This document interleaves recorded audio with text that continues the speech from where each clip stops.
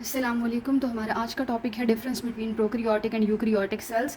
First year chapter number 4 biology में ये question है और ये एज अ लॉन्ग क्वेश्चन पूछा जाता है that what is the difference between prokaryotic and eukaryotic sales. Prokaryotic और यूकैरियोटिक सेल में जो सबसे मेजर डिफरेंस है वो है न्यूक्लियस का। Pro means before and karyon means nucleus. तो प्रोकैरियोटिक सेल्स वो सेल्स हैं जिसमें वेल डिफाइंड न्यूक्लियस नहीं होता, न्यूक्लियस के गिर्द डबल मेम्ब्रेन बाउंड्री नहीं होती। यूकैरियोटिक सेल्स में वेल डिफाइंड न्यूक्लियस होता है और उसके गिर्द डबल मेम्ब्रेन बाउंड्री भी प्रेजेंट होती है। प्रोकैरियोटिक सेल्स में न्यूक्लियस की जगह क्या प्रेजेंट होता है?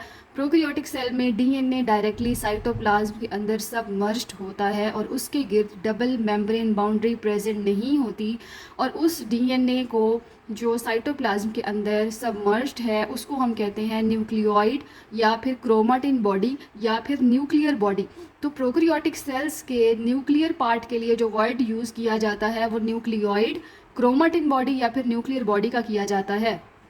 एक और मेजर डिफरेंस है डीएनए का। प्रोकैरियोटिक सेल्स में सर्कुलर डीएनए होता है और यूकैरियोटिक सेल्स में लीनियर डीएनए होता है। Then comes the chromosome. Prokaryotic cell में सिंगल क्रोमोसोम प्रेजेंट होता है और सिंगल क्रोमोसोम को हम हैप्लॉइड क्रोमोसोम कहते हैं। अगर क्रोमोसोम पेयर्स की फॉर्म में प्रेजेंट हो तो उसको हम डिप्लॉइड कहते हैं। यूकैरियोटिक सेल्स में क्रोमोसोम पेयर्ड फॉर्म में प्रेजेंट है और वो डिप्लॉइड होता है। Histone proteins. प्रोकैरियोटिक सेल में क्योंकि एक ही क्रोमोसोम है तो उसको फर्दर फोल्डिंग की ज़रूरत नहीं होती। हिस्टोन प्रोटीन्स क्रोमोसोम की फोल्डिंग में इन्वॉल्व होती हैं, तो हिस्टोन प्रोटीन्स प्रोकैरियोटिक सेल्स में प्रेजेंट नहीं होती। यूकैरियोटिक सेल्स में हिस्टोन प्रोटीन्स प्रेजेंट होती हैं। सेल मेम्ब्रेन का मेजर डिफरेंस ये है कि जो प्रोकैरियोटिक सेल की सेल मेम्ब्रेन है उसमें स्टीरोल्स नहीं होते। प्रोकैरियोटिक सेल की सेल मेम्ब्रेन में कोलेस्ट्रॉल नहीं होता और यूकैरियोटिक सेल की सेल मेम्ब्रेन में कोलेस्ट्रॉल होता है। Membrane bounded organelles.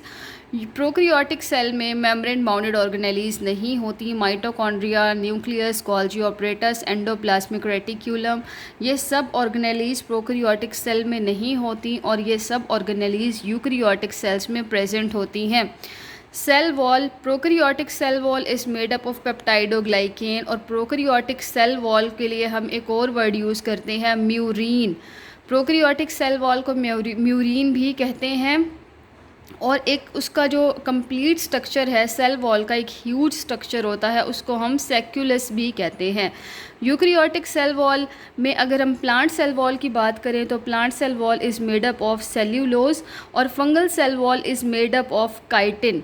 Then comes the ribosomes. Prokaryotic cells के जो राइबोसोम्स होते हैं वो 70S होते हैं और यूकैरियोटिक सेल्स के राइबोसोम्स 80S होते हैं साइज़ में।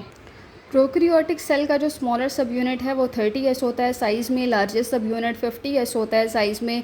दोनों को कंबाइन करें तो 70S बनता है। 70S इस तरह से बनता है कि जब स्मॉलर और लार्जर यूनिट आपस में कंबाइन होते हैं तो इनके दरमियान अट्रैक्शंस होती हैं, जिसकी वजह से जो कंबाइंड फॉर्म है राइबोसोम की उसका साइज़ रिड्यूस हो जाता है। यूकैरियोटिक सेल का जो स्मॉलर सब यूनिट है वो 40S है और लार्जर सब यूनिट 60S है।